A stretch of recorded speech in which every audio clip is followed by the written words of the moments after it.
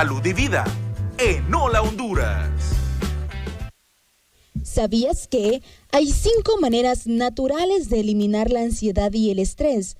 Hoy en día es inevitable no sentir estrés o ansiedad. Constantemente estamos escuchando terribles noticias, estamos atascados en el tráfico, en un trabajo demandante o con preocupaciones por dinero. Muchas veces este tipo de preocupaciones dan pie a cosas más serias como la depresión, ataques de pánico y enfermedades. Para poder eliminar el estrés y la ansiedad, te recomendamos la meditación, hacer yoga, escribe, usa aceites esenciales y la dieta nutritiva. Bien, en Salud y Vida está con nosotros y le damos la bienvenida de inmediato al doctor Rolando Antúnez. ¿Cómo está, doctor? Días. Gracias por acompañarnos. Bienvenido, doctor. Buenos días.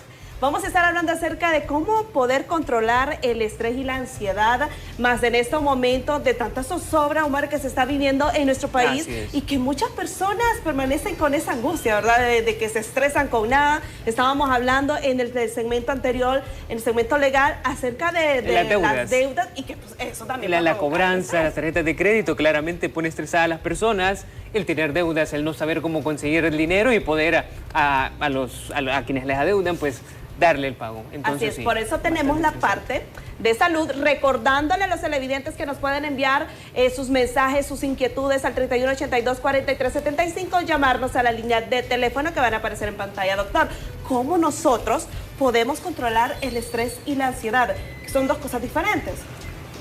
Sí, son dos cosas muy diferentes. Primero tenemos que conocer la diferencia entre lo que es estrés y ansiedad. El estrés, pues, es la presión que ejerce el medio a diario sobre nosotros. Incluso la palabra presión viene de una palabra latina, estrés, perdón, viene de una palabra latina que significa presión. En cambio, la ansiedad es más que todo un estado emocional, es un estado de alerta de algunas agresiones externas. Y el estrés, como les decía antes, es una reacción orgánica a las presiones del medio. Recordemos que estamos expuestos permanentemente al estrés, claro. Pero la ansiedad se produce cuando tenemos una situación específica, en el momento específico. Entonces, esa es la diferencia entre una y otra. Pero ¿qué tenemos que hacer cuando estamos sometidos ante un estrés, una ansiedad? Número 1, tenemos que identificar que estamos bajo estrés, bajo ansiedad. Hay diferentes tipos de estrés, hay diferentes tipos de ansiedad. Quizá en otra ocasión podríamos ver un poco más al respecto, porque en este caso el tema es como qué tenemos que hacer ante ellos. Como le dije, número 1, identificarlo. Después de identificarlo es decirnos, ¿qué hago yo en este momento? Los psicólogos, los psiquiatras, que son los que tratan mejor estas cosas, recomiendan en algunos casos medicación. Los psicólogos recomiendan, las charlas, la relajación, para hacer deporte, salir de viaje. Eso ya es lo que nosotros sabemos en términos populares, sin de tener un título de médico, de psicólogo, de psiquiatra, que cuando vamos de viaje, venimos rejuvenecidos. Como nuevo. Hace poco viene lo como vivimos. nuevo porque es otro ambiente, la rutina se rompe. Creo que la rutina ayuda, pero también al mismo tiempo hay que romperla de cierta forma para poder desestresarnos, para poder volver a algo que a uno le gusta y creo que hace muy bien mentalmente. Un tema muy importante. Estamos sometidos a un estrés cotidiano. ¿Cuál es la fuente de estrés permanente que tenemos? Número 1, el trabajo. En los adolescentes, el estudio, la escuela. En los niños, el estar lidiando con otros niños. ¿Qué otro estrés tenemos? Lo que usted se tocó el tema anterior, la situación económica. Sí. El dinero, siempre. Sí. En 1965, un fisiólogo famoso de origen francés, algo así, no recuerdo muy bien el nombre, elaboró una escala de estrés, en el cual, irónicamente, el trabajo ocupa el 5º lugar.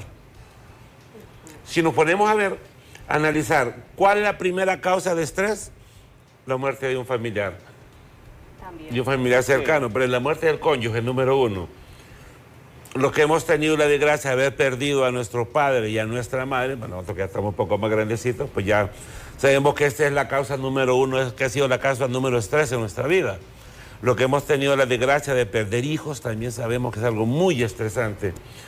También hay otra causa de estrés, por ejemplo, lo que nos pasó a muchos, por ejemplo a Jorgito, será y a mí, que nos eliminaron a Real España anoche. Entonces, ¿qué nos produce el estrés? Sí, hay muchos factores. Por ejemplo, cuando tenemos problemas económicos, tenemos problemas de trabajo, no podemos dormir. Tenemos cefalea, dolor de cabeza, cefalea término médico, dolor de cabeza, sudoración, palpitaciones, agitación. Hay personas a las cuales les produce trastornos gastrointestinales como dolor de estómago, no necesariamente similar al de la gastritis. En algunos produce estreñimiento, en otros produce diarrea. Como bastante nervio también, que el estómago está como que uno no puede ni comer de cierta forma porque está tan ocupado en la mente, en el estrés que... Bueno, y por que cierto, sí, es complicado. Con respecto a eso y con lo que estaba hablando el doctor, nos acaba de caer un mensaje y nos está diciendo, doctor, un saludo para todos ustedes que están en el estudio, yo los veo desde La Ceiba. A mí me pasa frecuentemente esto, 2 veces he salido de mi trabajo, porque me han corrido por situaciones personales y he andado buscando, y cada vez que ando por las calles tocando puertas me da un dolor de cabeza todo a un lado, el lado izquierdo, y luego siento que las manos me tiemblan. ¿Será por motivo de eso, del estrés o la ansiedad? Saludos. En este caso es ansiedad. ¿Por qué? Porque ella está, esa es una reacción a un hecho que se está dando en el momento. Ella anda buscando trabajo y no lo encuentra. Entonces, como decía antes, el estrés es una carga permanente. Se mantiene, sí, o sea, a lo largo, se prolonga. En cambio, la ansiedad es una reacción a algo que está sucediendo en el momento. Como algo inminente, algo que está ahí en el momento, sí, y causa la ansiedad. Por ejemplo, un niño, un adolescente va a examen el día siguiente. Entonces, tenemos un estrés positivo, que se conoce con nombre de EU3, y un estrés negativo que se conoce con nombre de distrés. También dentro de la ansiedad hay una ansiedad aguda y una ansiedad crónica. Si nos vamos a la ansiedad aguda y al estrés positivo y los unimos, que no son sinónimos, mucha gente lo confunde, que ansiedad con estrés. El positivo, tanto el estrés como la ansiedad positiva, ¿qué es lo que hace con un joven cuando va a un examen? Le hace estudiar. Dice, tiene un efecto positivo de cierta forma. Es el efecto tener positivo. Ese estrés, esa ansiedad del momento porque lo hace ser responsable de cierta forma. Exacto. Voy a estudiar. O por ejemplo, nosotros estamos un poquito pasados de libra y de repente tenemos pensado, por ejemplo, cuando fuimos a Semana Santa y no queríamos ir con aquella tremenda panza, hubimos quienes nos pusimos a dieta y a hacer un poco de ejercicio. Un poquito menos. No queríamos ir a hacer tanto show. Sí, entonces, esa es parte del estrés positivo. Sí. Pero el estrés negativo, el crónico, va acumulando, permítame un segundo. Fíjense que yo había pensado en esto, no lo pude hacer. Le voy a robar esto. Entonces, nuestra personalidad es como este vaso. Tenemos problemas en la adolescencia. Lo metemos, pero no tenemos... Hay algo importante en cuanto al tratamiento del estrés, hablarlo. Entonces, tenemos un problema y no se lo decimos a nadie. Lo va acumulando. Casi quebro el vaso. Tenemos otro problema y llenamos el vaso. ¿Qué sucede cuando este vaso se llena? No se desborda, como dice la gente. Incluso mi pareja me lo dijo ayer cuando estábamos, me dijo, ¿qué vas a decir? Esto yo lo quiero explicar de esta manera. El vaso no se desborda, el vaso se rompe. Cuando esto sucede, la persona entra en crisis de estrés, crisis de ansiedad. ¿Qué sucede cuando una persona que está sometida a un estrés constante llega un momento que ya reventó, como decimos en Honduras? Explotó y llegó al punto donde ya... Vienen personas, se ponen irritables, pelean en el trabajo. Sí, todo lo irrita. Sí, si uno pasa muy estresado, todo irrita. Fácilmente se vuelve impulsivo. Sus estados emocionales se alteran fácilmente y esa persona puede cometer el error como de pelear con los compañeros, tirar cosas. Yo les voy a comentar un caso que sucedió en Estados Unidos, en Filadelfia. Sí. Allá por, digo yo que fue Filadelfia, no me acuerdo de la ciudad, pero fue allá por 1987. Ustedes no lo saben porque están jóvenes, yo que estoy un poquito mayorcito, lo viví, o sea, lo leí, no lo viví porque no estaba ahí. Una pareja, dentro de los grandes casos de estrés, la pareja disfuncional tenía problemas. Un chico de 17 años, en las películas nosotros vemos, el chico guapo, atlético, el quarterback en el equipo de fútbol americano, ¿no? Lo que nosotros diríamos aquí como el número 10 del equipo de fútbol. Que anda con la cheerleader, la chica guapa del colegio, que en todos los varones le han echado el ojo, y él disfruta de sus favores tanto de compañía y de otros tipos, pero en casa tenía un problema. Papi y mami estaban peleando desde hace casi un año. El papá comenzó a beber, la mamá empezó a salir tarde y a llegar tarde. ¿Qué sucedía mientras salía o no salía? Pues nunca salió a la luz pública. Pero el problema se fue agrandando y agrandando. Él pasó entre 10 y 12 meses sufriendo por esto. Un día, él se levanta. El papá estaba enfermo, había sufrido un infarto agudo de miocardio, Sí. en parte debido a su estrés. Esta es otra de las complicaciones.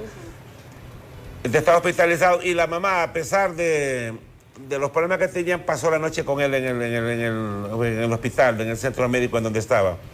Pues el chico se levanta, nos mira a mami, entonces se puso a preparar su desayuno antes de irse al colegio y nos mira que no están los papás. De repente entra la mamá y le dijo, me voy de la casa. No. Él se quedó mudo, no supo qué decir. La mamá entró a su cuarto y él miró cómo su mamá salía con sus maletas, cogió con su carro y se fue. El papá de este niño le gustaba la cacería. Tenía armas de fuego. En Estados Unidos se permite cierto tipo de armas. Sí. Entonces vino el muchacho, empezó a caminar por la casa, entró a la oficina de su papá, cogió un fusil automático. Salió de la casa, empezó a caminar. Él vivía a unas pocas cuadras del colegio. Llegó al colegio, entró, de repente se dirigió hacia ahí, porque era el lugar que él más frecuentaba, que iba a diario. Empezó a caminar, entró a la cafetería y miró aquel montón de jóvenes riéndose. Entonces él cargó el fusil Y disparó. Terrible. Murieron 19 personas, como 60 jóvenes heridos. Imagínese. Sí. El punto, de repente, disculpe si me extiendo un poquito, porque es importante que la gente comprenda esto. Nos quedamos con esto que va a decir ahorita, doctor. Sí. Dígalo, menciónenlo. Sí. No, un poquito largo, 1 minuto, 2 minutos. Al muchacho lo me va, café caliente me va. le cobren a usted. Lo condenaron a cadena perpetua en un centro psiquiátrico, porque él estaba con un trastorno de conducta en ese momento. Fue condenado, lo revisó un psiquiatra, lo metieron a un centro psiquiátrico de por vida. Muchos años después, un psiquiatra nuevo en el centro hospitalario empezó a tratarlo. Claro, a él lo medicaban, tal como vemos en las películas, que vienen unas copitas donde van unas pastitas, se las dan. Yo siento que no les ayuda. Lo tenían dopado día y noche. Pues este nuevo psiquiatra que llegó a este centro empezó a hacer unas pruebas con los pacientes. Empezó con uno, con otro, y cuando le tocó a él, lo vamos a dejar 2 o 3 días sin medicamento. Y hablaba con él a diario. Pues un día, él miró que el muchacho no tenía prácticamente ningún trastorno de conducta. ¿Por qué lo tenían dopado? Y le preguntó, ¿por qué te tienen aquí? Y él dijo lo que pasó.